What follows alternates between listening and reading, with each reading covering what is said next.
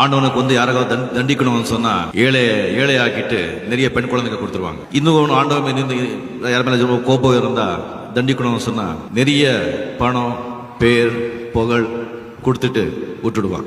இன்னும் ஆண்டவன் இன்னும் கொஞ்சம் ஜாஸ்தி கோபம்னு சொன்னா இந்தியாவில் பாலிட்டிஷியன் ஆக்கிடுவான்.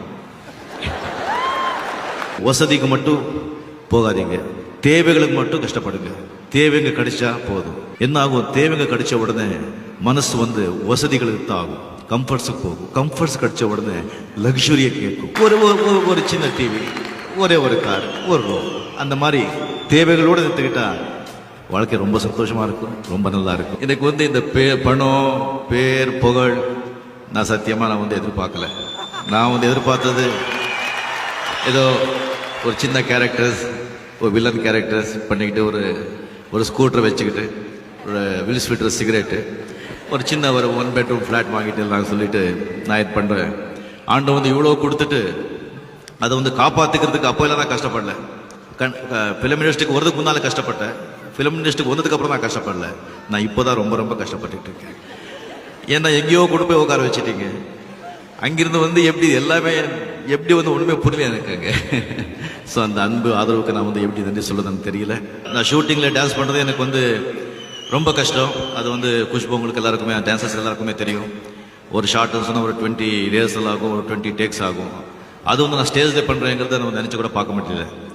ஆனால் லாஸ்ட் டைம் வந்து இங்கே வந்திருந்தப்போ நான் சீஃப் கெஸ்ட்டாக வந்துட்டு அத்தனை பேர் வந்திருந்தாங்க. நான் மேடையில் வந்து ஜஸ்ட் ஒரு சின்ன ஒரு மூமெண்ட் பண்ணதுக்கே அவ்வளோ சந்தோஷப்பட்டதை பார்த்து எனக்கு வந்து டெஃபினெட்லி நான் என்ன கஷ்டப்பட்டாலும் சரி ஆடிதான் ஆகணும் அப்படின்னு சொல்லிட்டு முடிவு பண்ணி அந்த ஆண்டவன் கிருப்பையில் என்னமோ எனக்கு தெரிஞ்ச அளவுக்கு நான் ஆடினேன்.